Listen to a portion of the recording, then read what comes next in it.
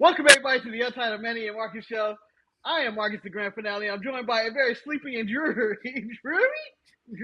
I can't say it. Manny, the Lord. He's gonna fall asleep in the middle of this. Manny, how you doing in this episode right now? Real quick.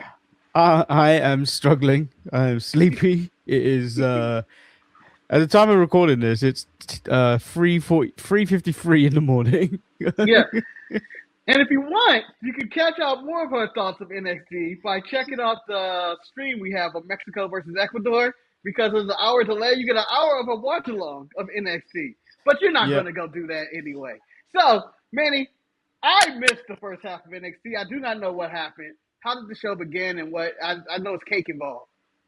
So the show opens up with Rendell both walking out there in the back as they get towards the entranceway. And then, as I told Marcus, this is where Kendall goes, "You coming out there with me to Ren?" And she's like, "Nah, this is your moment. Go. You go out there and you say your things to the crowd." So, like, as normal, the "you deserve it" chants and all this, and then the very awkward "thank you." Can you shut up so I can get to my point kind of speech happen. Kind of thing. Because Kendall, as you said, stated she's not comfortable on the microphone. Yeah, but she stated that to the audience. So it's just like, when you watch that, it's like, you guys don't say this. Don't say this. Just be terrible on TV, and then eventually we'll see you get better. But she said that, and then basically was like, "Oh, my next challenge are gonna start coming out." And then Ren's music hits, and she comes out skipping with Cake. And this is me thinking, "Oh, this is the turn. This is her gonna smash her face with Cake, and then announce herself for the NXT title." But no, they celebrate with Cake. They have a nice moment, but then Kalani comes out, and before she can even talk, that's when Tatum decides to jump and attack her. And then, as in the ring, the Cake party continues. So they just eating cake. They didn't give a fuck. They just gonna start eating cake, and Kalani's getting her ass beat. Yep. And then we had a moment with Lizzie Rain just partying in the women's locker room as Izzy Dame and Zarya look on like, what the fuck's going on in there? Was it the party because of Kendall's victory, or no? Because Lizzie just wants to make it rain. So she rocking and rolling. Manny, I believe that maybe they set up a prelude to the Kendall turn. I think it's going to be Kendall that turns on Ren. Eventually, that turns. No, I think Ren's going to get success and beat her. I think Ren's going to beat her.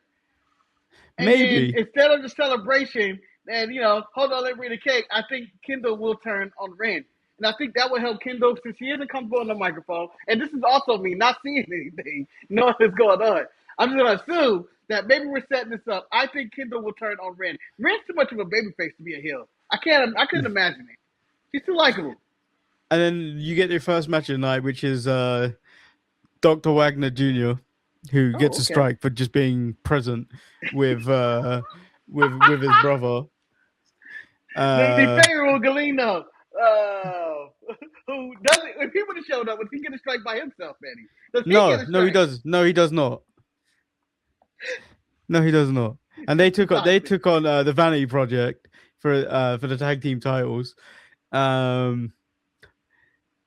This match happened. You got Booker T like not knowing who is who, till he was like, "Oh yeah, Dr. Wagner's a little bit chubbier." The question is, man, did you know who was who?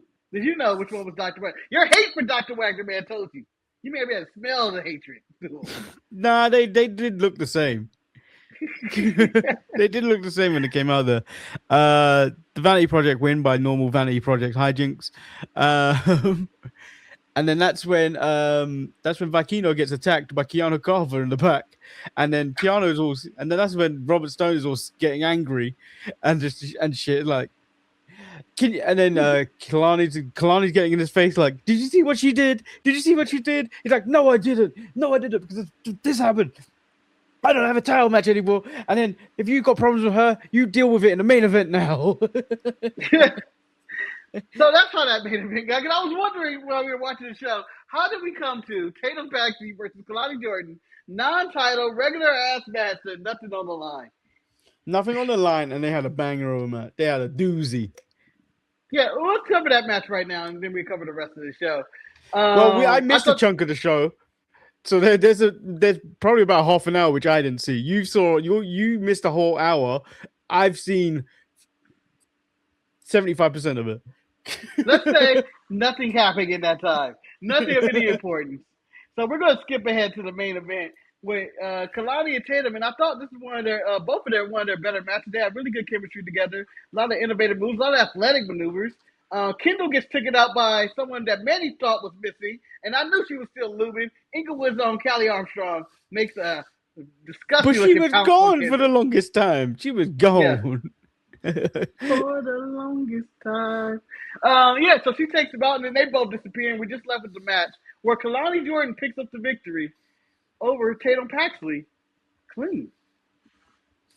Yeah, and in the lead up to this, Tony D spoke his piece like he isn't, as if he was done with Naruku, but Naruku wasn't done with him, and spits mist in his face, which you don't see at the beginning.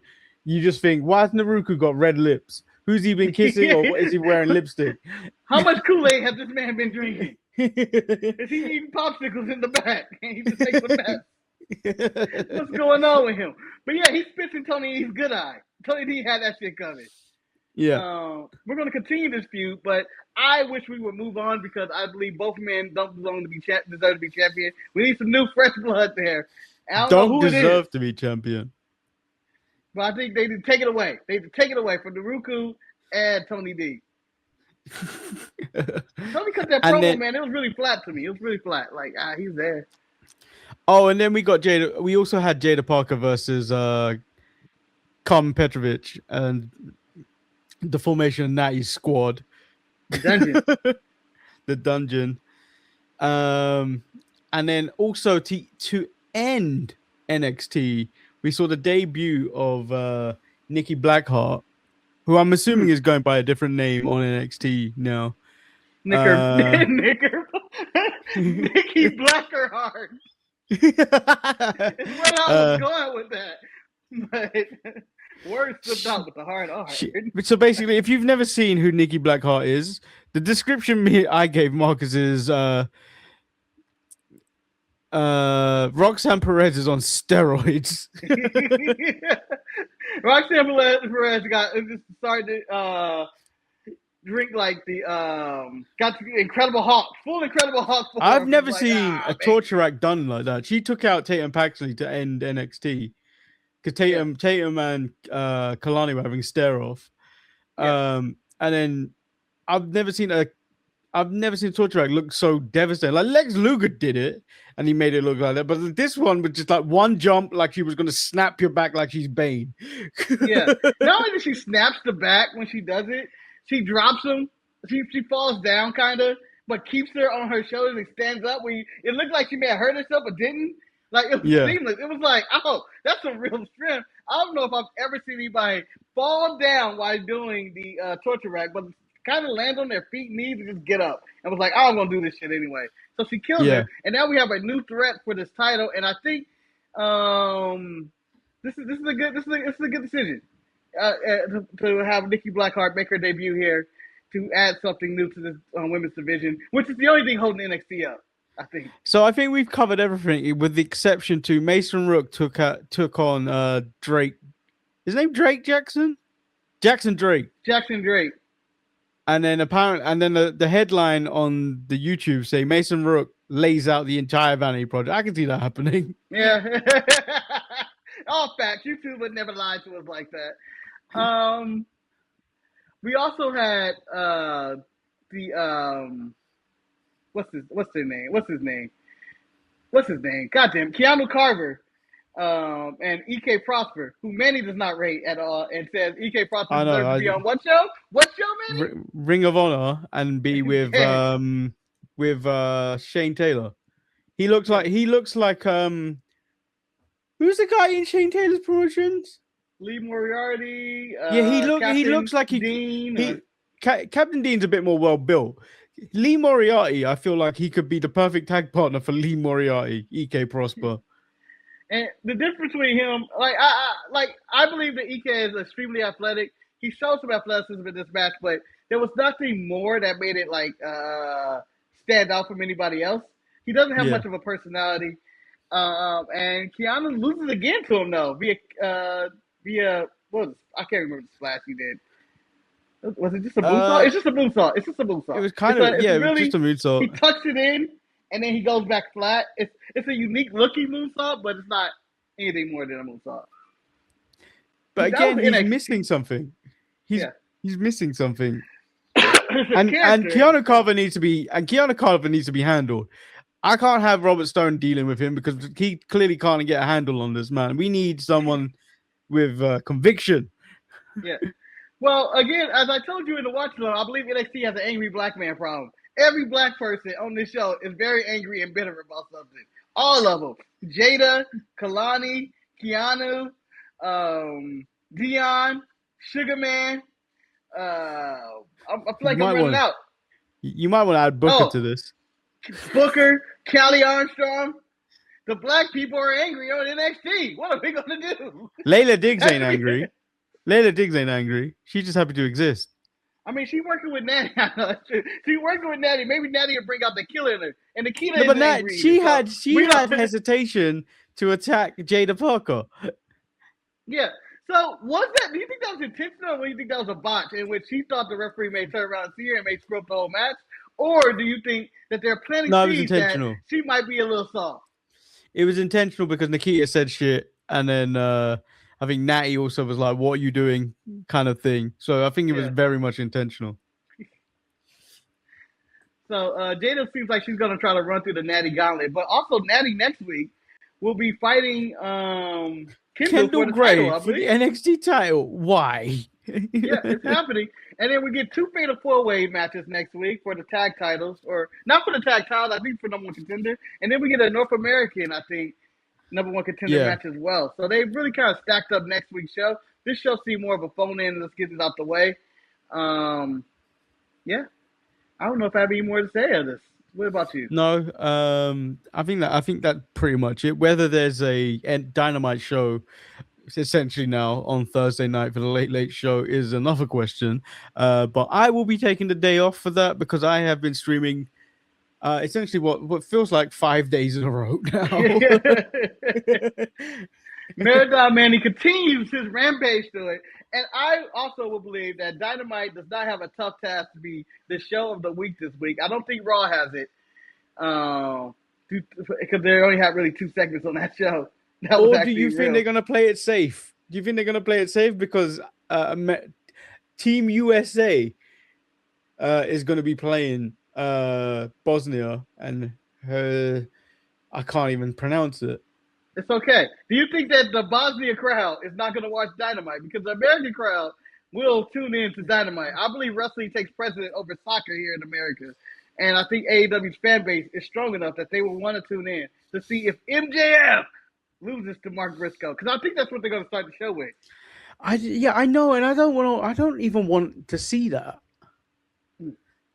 Like, I feel like I'm going to be very negative about that. But I'm going to support your negativity on that, Manny. I agree with it. I feel like it's going to be a bunch of 2.999 counts and whatever, and then MJF is going to win. And then we're moving on to doing the build between Will and MJF at All In. Yeah. So, yeah. I mean, this is all leading to All In, but I don't know, man. Yeah. And then, on the side note, in newswire, Mike Santana's contract is coming up in days. Bailey's contract is coming up in months from now, so she's going to be feuding with Sasha Banks at Wrestle Dream, a.k.a. Mercedes Moné. We also have the Mike Santana is a free agent as well. There's another thing. Nick Nemeth is down to TNHM. Hey, I couldn't think of who the other free agent was. There was someone else. But numerous people. So, but that will conclude our 15 minutes. The game is back on. I hope you guys enjoyed our coverage of NXT. All right, guys. Have a good one. All right. Enjoy the game. Cool runnings. I don't know if there's much to enjoy you about the game. You can't fuck me no more. I'm going.